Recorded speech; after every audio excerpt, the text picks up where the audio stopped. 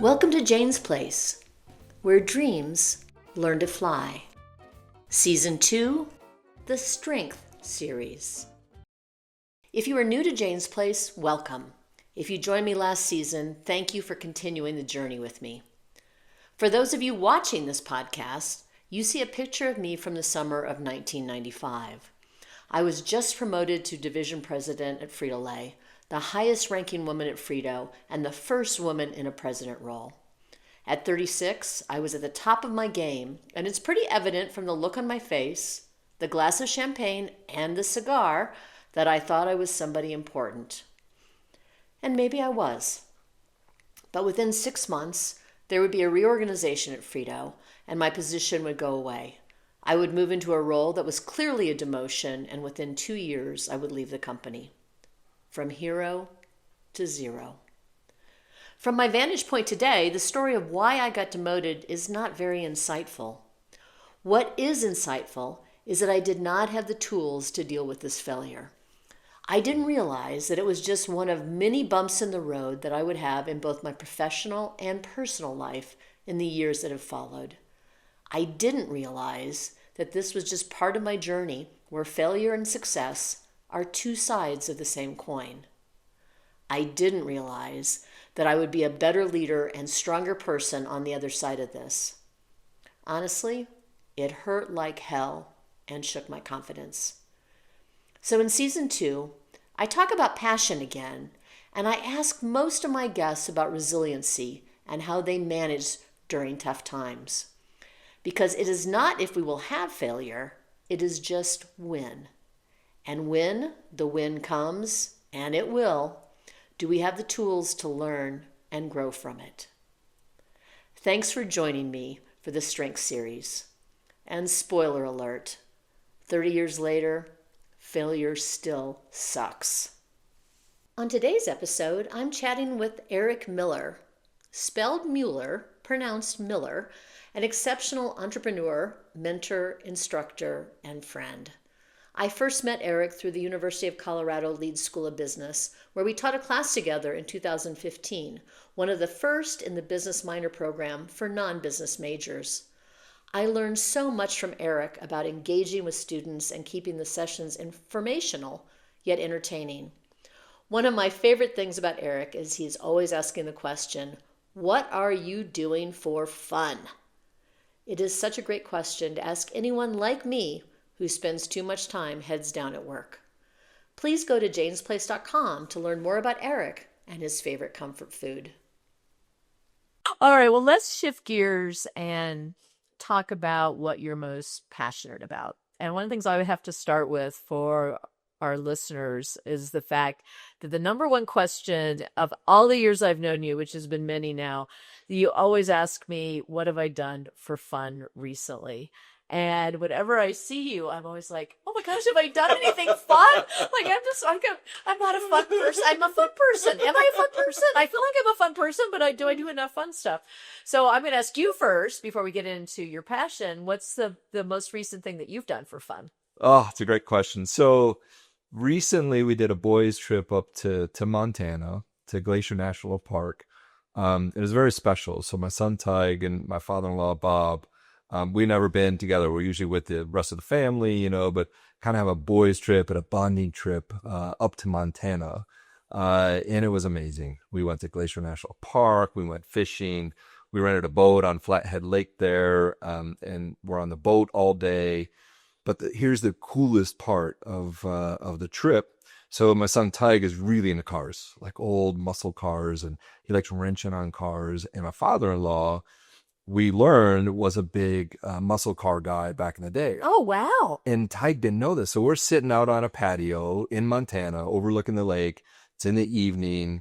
And I asked Bob, tell us some real stories about what you did with those, hot muscle cars back in the day. And he said, well, I'm not really supposed to tell you this, but we used to drag race a lot. And my son goes like this. Grandpa, really? And he had a 1967 GTO. And then I didn't even know in 1969 he bought a GTO Judge, which is a really high-end muscle car. and my son just completely lit up. And to see grandpa and grandson talking about cars while we're enjoying this trip, priceless. It was really a special kind of moment, and fun to talk about how they would race muscle cars, and and just kind of the joy of being a kid. Well, actually, that's so fascinating to think about bridging generations because, probably Todd was thinking that Bob was, he's an old guy and a grandfather, like probably had never, I think that as we get older, everybody who's younger thinks like, that we don't have any fun. Like, it's like, we've always been these serious adults that have jobs and like responsibilities. So what a cool way to sort of like kind of have more of a special connection between the two of them too. It was beautiful. Yeah, it was really fun. So yeah, and then I get to have fun every day with the two labs. We go for a hike every day, and try and make sure there's a little fun sprinkled into just about every day. Talk a little bit for a second before we get into your passion about how you train dogs to be service dogs and your history in that, because for anyone who's been listening to Jane's Place in season 1 and now we're in season 2, they know how special dogs are in my life. And so that's a common bond that we have. Yeah, it's one of the coolest things that I get to do. It just naturally kind of formed. So Max and Pula was my first generation of labs. And they were amazing with kids. They were amazing with everybody, with other pups. And somebody asked me like, hey, have you ever thought maybe taking them to, a children's hospital or something? And I was like, oh, it's a great idea. So I researched, I investigated kind of what it took. And so I took 18 months to train them, get them certified, so that they could go to children's hospitals and retirement homes and things. And it's probably one of the most beautiful things that I get to do, especially at the retirement homes. Especially in our society, we tend to discard kind of our older generations. And, a lot of folks are in, retirement homes, and they don't see family much and such. And I bring these two in and they just light up. Mm-hmm. It's amazing. So to your question, it's about an 18-month process. I self-certify and self-train. It's one of my passions. I spend a lot of time with the pups to get them to pass all the tests and the exams. And Max and Pula, we did over 250 visits. Wow. Yeah. To children's hospitals and retirement homes. My favorite is every year for almost 30 years now, I volunteer all day on Christmas.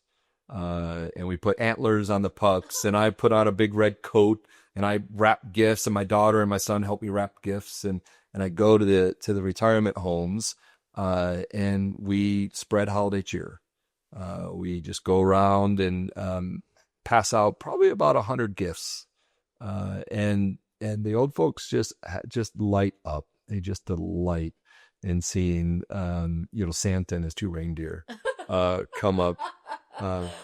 And so, yeah, for I think about 30 years, we've volunteered on Christmas Day. This Christmas I'll be with, Donner and Rudolph, spreading holiday cheer, at the retirement homes, as well. That's so amazing. I think, just the impact that dogs and other animals can have on our lives, and just like you just take it for granted sometimes until you see the look on somebody's face when they haven't been, around a dog. I had someone here a few months ago, and Earl jumped right on her lap, and we did this interview and talked and stuff. And afterwards, she said, I want you to know I don't like dogs. Oh, really? And the whole time Earl was just there. Earl was like, what? The whole time. And it was like, okay, this is like the perfect statement when you don't like dogs and you can sit there for a whole discussion and look like you like a dog. It's that's the great equalizer, I guess. Well, and especially with Earl. He's such a sweet boy. I'm amazed, and I bring the pups to campus every day, and they see dozens of students. And, students you can tell they're having a hard day, and they'll get down on the ground and they'll cuddle with Kai and Augie and walk away completely transformed and happy. And during finals week, they'll each see well over 100 students every day. Wow. Yeah. So again, it's one of the coolest, most beautiful things that I've been blessed to be able to do, is to train the pups and make sure that, they're well trained and, connect with everybody. But then to bring delight to somebody in a day, it could be like that. Just a couple of, we both know this, right? I mean, just a couple of seconds, in just connecting with an animal. Yes. And it just lifts your spirits. It's really cool. Well, it's great that you can take them on campus and have them there as a resource for the students, though, too, because I do think so much of what we're seeing now is there's just so many mental health issues that students are dealing with and so much conflict in the world. So to sort of have a moment to not be thinking heavy thoughts and just petting a wonderful dog, just kind of a great way to just kind of break things down in a meaningful way. Totally agree. And I feel very fortunate to be the stewards of these two amazing pups, and to just create delight for somebody and just a quick little smile. That's pretty cool. That's awesome. Well, you're obviously passionate about that, but is there something else that you're passionate about that you'd like to talk about with our listeners? Boy, I'm pretty lucky to be passionate about a number of things. But when I was thinking of coming and connecting and having a lively chat, and I'm reflecting on kind of my life, what really lights me up is to give back to others, to help others on their journey.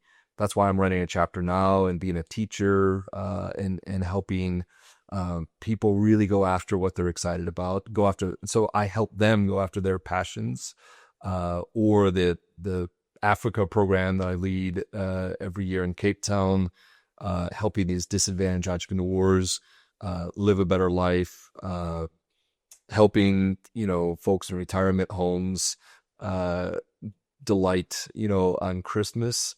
So when I reflect back on my time on this planet, been very blessed to help others kind of on their journey. And one of the coolest things, I'll be honest, when I first started building businesses, we grew up poor and we didn't have a lot of money. So there was a big drive to, make money and make sure that I was financially independent and things like that. But the coolest thing that I learned from when we really started growing these businesses was to create jobs. Mm-hmm. What an amazing gift to create something from nothing and then provide a livelihood for all of these people. So that's another thread in terms of giving back to the community, giving back to these families. And it's always driven me to do a little bit more to help somebody on their journey. Again, whether it's with the pups, whether it's creating a job, whether it's teaching, I feel very blessed to kind of be in a position to do that. Just this past weekend, I was out in the Southern Ute Indian tribe named Nashio, and we partner with them and we run workshops and we help folks start and grow ventures. And there was one particular Native woman who passionate about repairing sewing machines, because she wanted to make sure that the beautiful artistry within the tribe continues. But some of these old antique sewing machines were breaking down. So then they weren't creating some of these amazing clothes. So she was passionate to help repair these old antique sewing machines so that the legacy of these beautiful clothes could continue. It's not my entire life would I imagine that there's a business around repairing antique sewing machines. Right. But the passion that came out of her to do that was so inspiring. So to help her with not, just basic things, some simple tools to be able to figure out how to go from an idea to actually helping to repair these sewing machines, that was awesome. That was just really cool. So do you remember, Eric, at a point in your time where the giving back sort of struck you as something that was important. And because what's interesting is I also grew up in a very poor family, and my whole goal was to make money. Yeah. I was never I've sort of like Scarlett O'Hara, I'll never be poor again. I was obsessed with that. And for actually longer than I kind of like to admit, until a couple of light bulbs went on with me, in terms of turning the tables and sort of seeing it was less about me and more about helping others. And the more I helped others, somehow the more I got out of it and the more successful I was, whatever the new definition of success was, which was bigger than making money. So do you remember like a moment or sort of a phase in your life where you're kind of like, I think the money thing will be okay, but like the giving back thing is my drive? It's a great question. And I do remember the specific moment. So it was, I was fortunate to have some pretty good success early in my career. And I was about 30 when I realized, I've been doing a lot. I've been working a lot. We had sold a business by then. And I always wanted to see the world and wanted to go travel. And, since growing up without a lot of resources, rather, we didn't have a chance to do that. So anyhow, I took a sabbatical and went to Africa. My girlfriend at the time was from South Africa. And so we're like, well, let's go on safari. And so we spent 4 months on safari in Africa. Wow. And yeah, it was an amazing time. So fortunate to be able to have that experience. It was really a lifetime experience. But it was about 2 months into our adventure, and I was sitting in a chair, just a camping chair in Botswana, and they have a great tradition in sub-Saharan Africa. It's called sundowners, where everybody pauses at sunset and they connect with friends and family, and they enjoy a tasty beverage, and they just watch the sunset and kind of celebrate the day. So we were there for Sundowner, and it was just like a movie. I saw giraffes in the horizon, there were elephants, and there were all these amazing animals in the swaying grass, of the African savannah. I just started crying, just started bawling. And I realized that was the first time in my life that I was really relaxed, and that there was more meaning and purpose to life than money. And then I wanted to give back to others, and others that, weren't as fortunate as me. So it took 2 months to kind of unwind and unpack and be in a moment to realize that I was very fortunate to have made some money early in my career, but realized that it was pretty darn empty. And that once I had it, it was kind of like, now what?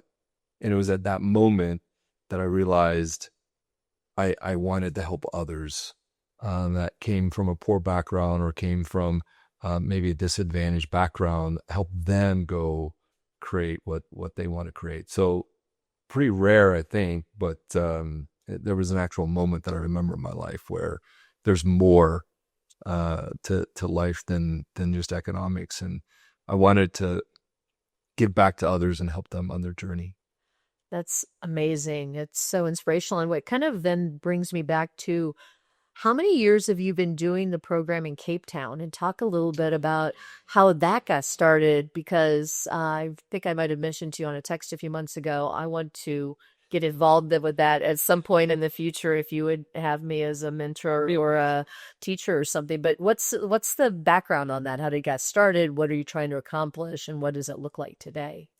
Yeah, so gosh, I've been so lucky to be a part of that program. This will be my 15th year leading the program. Yeah, time flies for sure. So it started, good friend of mine and mentor, Frank Moyes, was leading the program at CU. I don't know if you know Frank. I just know who he is, but I don't think I ever met him. What an amazing person in our ecosystem for so long.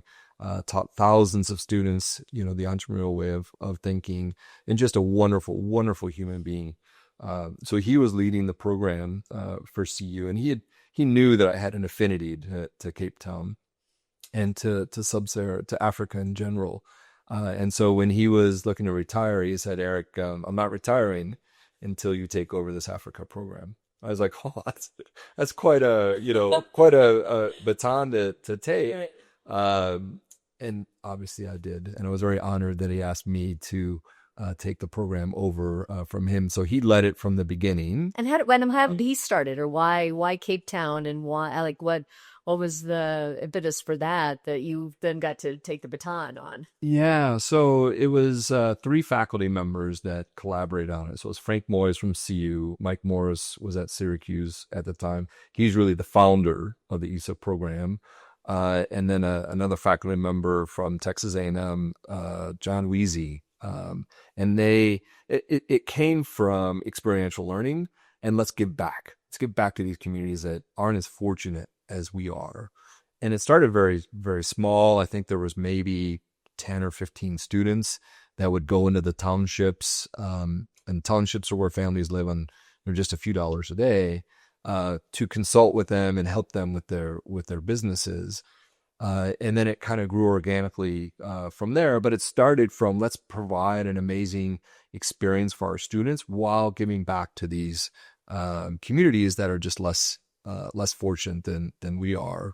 And it's just grown over the years. This past summer, we had 57 students. So we had students from University of Colorado, students from Notre Dame, and students from the University of Florida, as well as students from the University of Western Cape, which is our host university.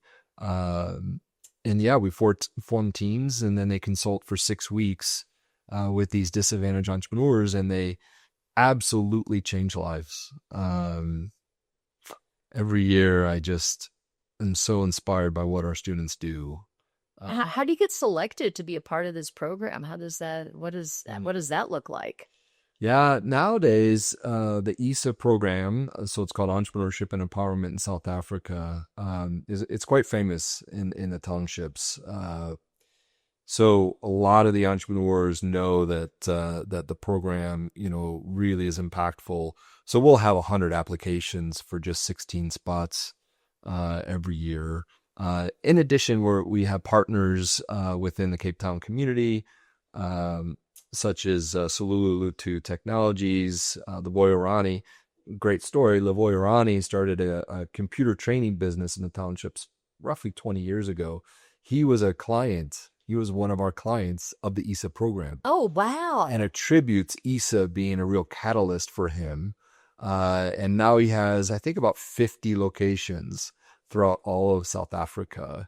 And our program that we lead there was the impetus and the catalyst for him to be able to grow like that. So he's a partner of ours. But we have lots of entrepreneurs that have learned about it over the years and apply. Wow. And the students, how do they get selected to go? How does that work on the other side? Because that seems like it'd be a very prestigious thing to be able to have on your resume, and just the experience itself could be life-changing for a college student. Yeah, it's quite a rigorous process. We have a number of students apply, and they go through a pretty rigorous interview process. Kind of fill out an application, and then ultimately they interview with me and learn more about the program. Because this program is not for everybody. I mean, it's a very rigorous, very intense program.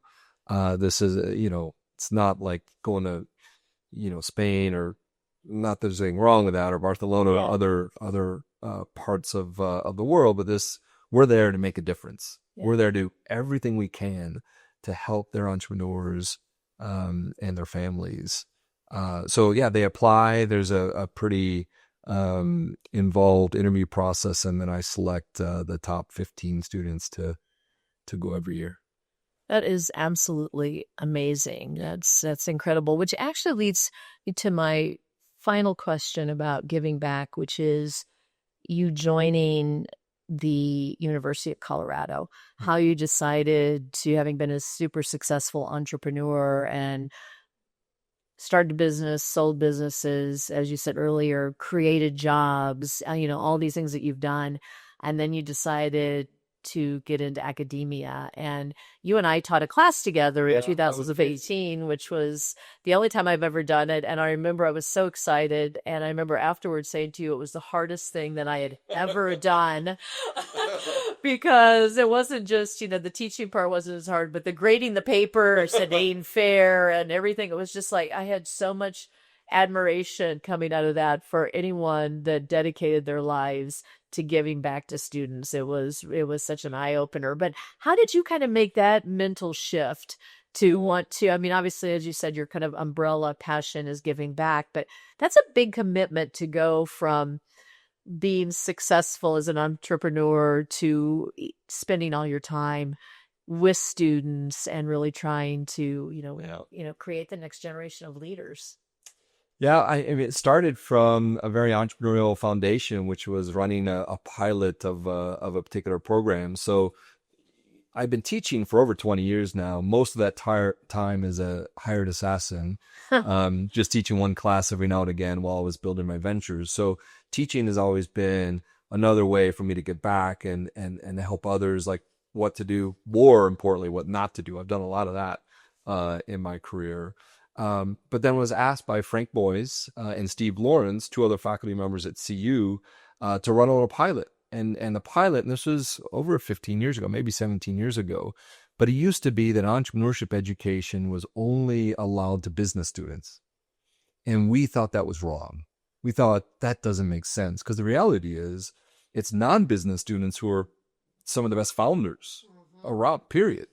So we thought, well, let's create a program that allows entrepreneurship education to be experienced by everybody across campus. So we founded the cross-campus entrepreneurship program, one of the first public universities in the country to do that. And we started with 17 students in a basement classroom in the psychology building, no windows, no AC, no heat, right? And within a year, it was over 400 students. So we knew that there was an opportunity here and that there was a gap that CU wasn't delivering on. So then dancers and biologists and economists and philosophers, could learn how to monetize their passion. Well, I had developed the capstone as part of my contribution to this program, and was having a blast. I mean, bringing in, diverse students from all across campus to help solve problems it was a blast. It was so fun. We grew so fast that we needed a full-time director. I was having fun with it. So we hired a CEO to replace me at Funnovation. And then I jumped in full-time to lead the cross-campus entrepreneurship program. So it all started from a pilot.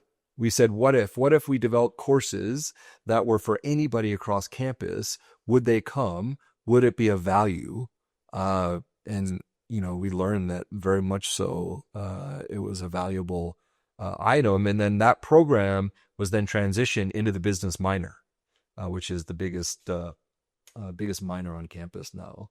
That's crazy to think that we were in it that first year. You and I taught together the first year. I know. I love your trailblazing, outlook in that regard. That we gave it a go that first year, and now there's 2,500 students. Wow. In that program. And it all came from an idea. I love it. It came from an idea, to empower and provide these entrepreneurial tools for everybody across campus, not just business students. So how did you then evolve into the Deming Center, which is associated with the Leach School of Business? And is that only with business school students now, or do you still have cross campus responsibilities? So we are open for everybody across campus. Yeah, the Deming Center is open to anybody that wants to act on an idea. Oh, wow. Period. End of story. And so when I was initially hired, this initiative was under the Deming Center. So Paul Jarday was the executive director, amazing guy. Yes. Paul's amazing and had built so much value at the Deming Center. And then he moved on from the role. And then I was lucky enough to take the leadership role a few years after I'd started the cross-campus entrepreneurship program. And then here we sit today, where I'm so lucky to lead the center and create just amazing experiences for students, which will help them think and act like entrepreneurs, have amazing stories of giving back to others and helping others, that hopefully will help them, in their careers and get jobs and, things of that nature. Wow. Well, this is so inspirational. I just, I think it just says so much about you as a person, about how you have dedicated your life to doing this and the number of people that you have impacted, including me, and having the opportunity to work with you and teaching and watch you in action with students was really a master course, honestly, in learning about caring and about the influence that you can have on others. So thank you for joining me today and for sharing your passion. Well, thank you. This has been a blast. We titled Season 2 of Jane's Place the Strengths Series because we wanted to explore how a person's passion can help them navigate difficult times. Erick and my discussion took a very interesting twist as his passion for giving back helps others navigate their difficult times, whether it is a senior citizen who is in a retirement home and lonely, or an entrepreneur in South Africa who doesn't have the tools to make their dream a reality. Erick dedicates his time helping others have a better life. As I reflect on our discussion, I especially liked how he remembered the exact moment in Botswana when he knew his priorities were shifting and he wanted more out of his life, which leads to my questions for us to consider. First, are we clear about the priorities in our life? And second, do our priorities line up with the person we want to be in this world? And I would be remiss if I didn't ask Erick's favorite question: what have we done for fun recently? Now, let me turn the mic over to my dog Earl, who is the sponsor for Season 2 with his happy hug box.